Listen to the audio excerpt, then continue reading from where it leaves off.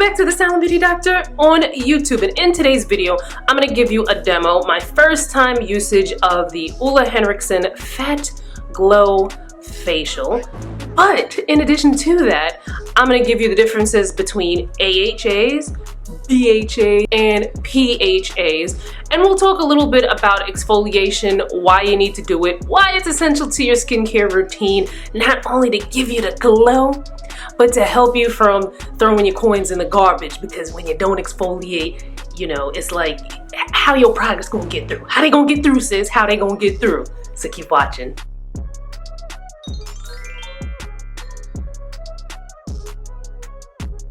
So the PHAT Glow Facial contains polyhydroxy acid. So before we even get into the demo, let's talk about AHAs, alpha hydroxy acid, BHA, beta hydroxy acid, and the PHA, polyhydroxy acid. Now, I know I keep saying before we get into this, before we get into that, but there's just so many layers to this thing. Like, there's layers to this video.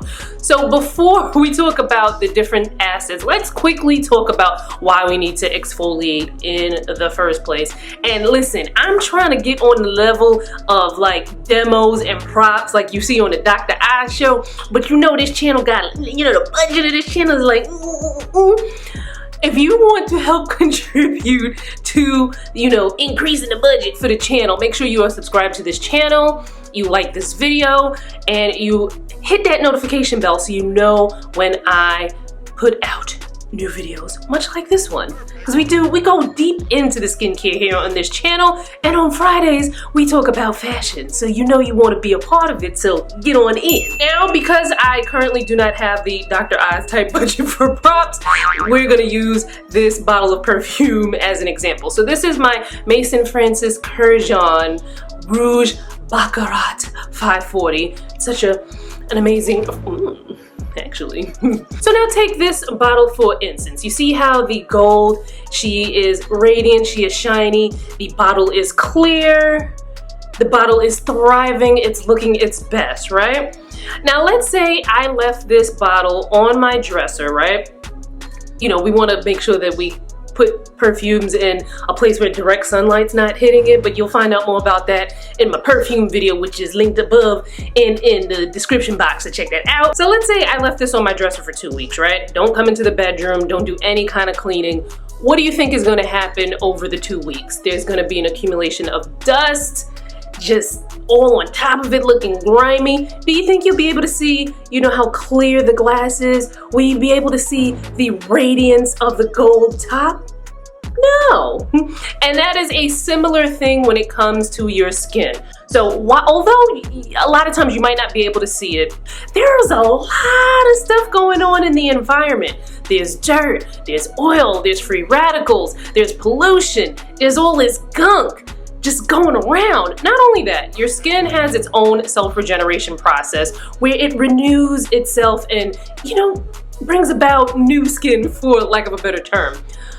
But that process tends to slow down as we age, and it also can slow down at times when, you know, it's like cold out. When that process slows down, you might see an overaccumulation of dead skin cells and all kinds of gunk on your face, whether you see it with the naked eye or not. Now, think again back to that perfume bottle sitting on the dresser, accumulating with all kinds of dust and dirt. By the way, did you know that parts of dust are dead skin cells? Like, ugh. But anyway, think again about that perfume bottle sitting on the dresser there with all the dust and whatnot accumulated on it. 2 weeks of dust accumulating. You know how fast dust can accumulate. There's just spider webs and everything just all on it. So you got that visual in your head. Now think about how long it would take for, say, like a serum to get through that. You see how hard it is for that to penetrate through the cotton, aka the dead skin cells and the gunk? That is exactly why you need to exfoliate.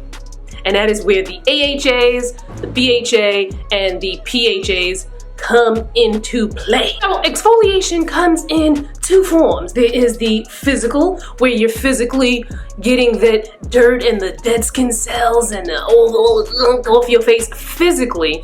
And then there's chemically. Now, I know a lot of times people hear the word chemical and they're like, oh, but I'm no scientist, I'm no chemist.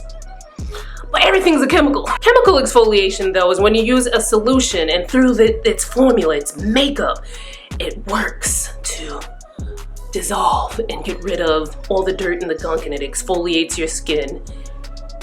Almost as if it's like by magic, but it's not magic. Now all of that brings us finally into the difference between AHAs, BHA, and PHA. So AHA, alpha hydroxy acid, they're thought of as being like the anti-aging acid, and that's because a lot of people like to use them, and they're recommended by a lot of estheticians and dermatologists to help reverse some of these signs of aging. So an example of an AHA, glycolic acid, lactic acid, citric acid, etc. So because AHAs go a little bit deeper than a BHA or PHAs do, they can be a little irritating for those with sensitive skin. Now keep in mind though that AHAs do vary in strength level. So you've got your kind of like entry level, more on the milder side AHAs that you can grab at like Sephora, Ulta, wherever you get your skincare products, just, grab and go. Well, you gotta pay for it, but you know what I mean.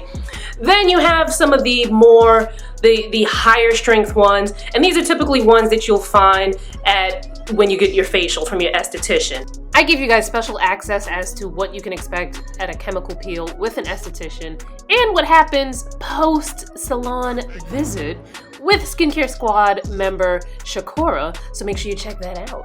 And then there are some boom boom levels, and these are ones that you would only get from a dermatologist. So just keep in mind that they vary in level. Now, which level should you start out at?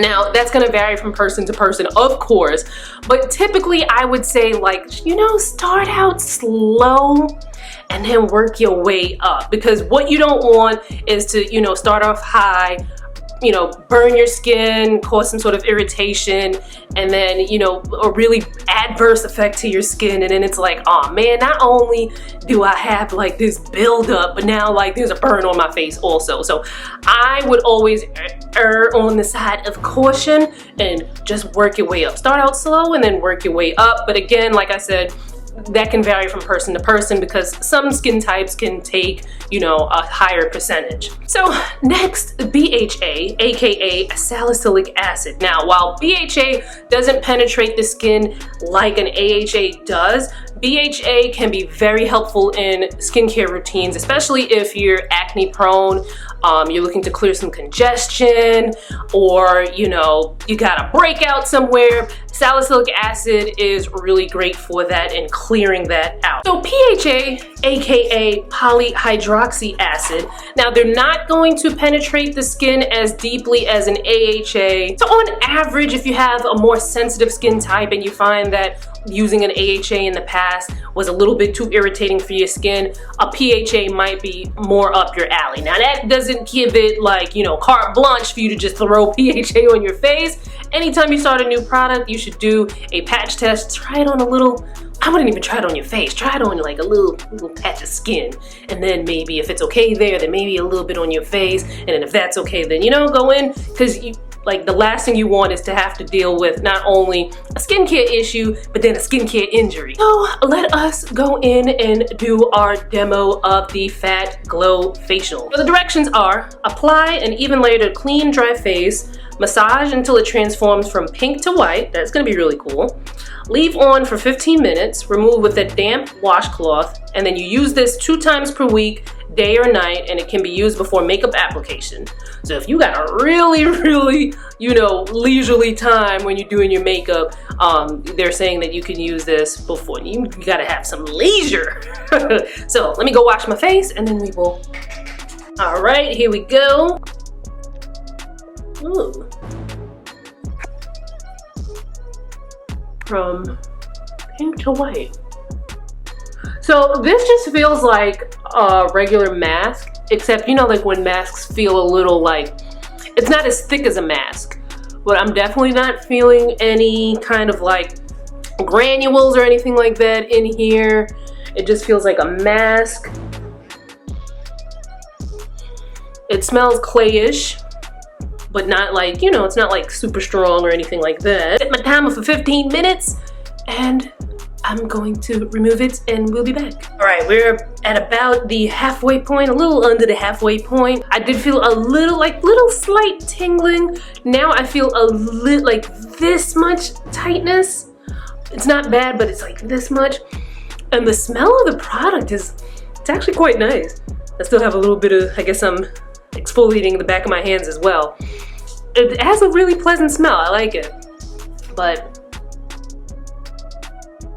I feel like my skin got a little brighter. I don't know if I'm getting gassed, but it's looking a little good. Well, you know, it was okay before, but you know. Now, when it comes to results, let's talk about that really quickly. Results are gonna vary from person to person. If you needed a lot of exfoliation, you're gonna see more dramatic results.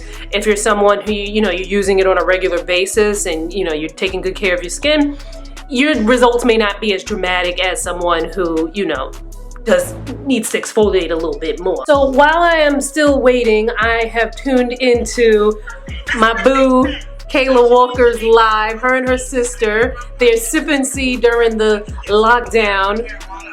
Make sure you follow Kayla Walker on Instagram and hopefully she comes back to YouTube. Okay, and now it is removal time. So here I am with my damp washcloth, removing. I see a little something. This is my natural discoloration. I was born like this. I was born like this.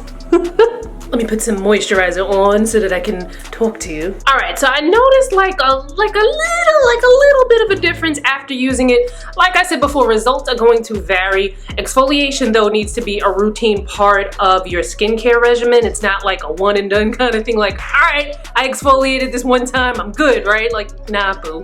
Because like I said again with the example with the perfume bottle, you leave that perfume bottle in the dresser. Over time, it's going to accumulate dust. You can clean it off and you put it back on the dresser, it can still accumulate dust. So think of that analogy when it comes to your skin. So exfoliation needs to be a regular part of your routine. Should you try the Henriksen Fat Glow Facial? It's gonna depend. With all things when it comes to skincare, you know, obviously things are gonna vary from person to person, but I would say, you know, when we're able to go back into the stores, get a sample, try it out, see how you like it. A lot of times with skincare, unfortunately, you kind of have to try things to see how they fit into your routine and see how you're gonna like it, if you're gonna like the results. One of the best ways to figure out which acids should be in your routine is to find an esthetician, especially an esthetician that has proven receipts working on deeper skin tones, because some of these people out there will jack your ish up.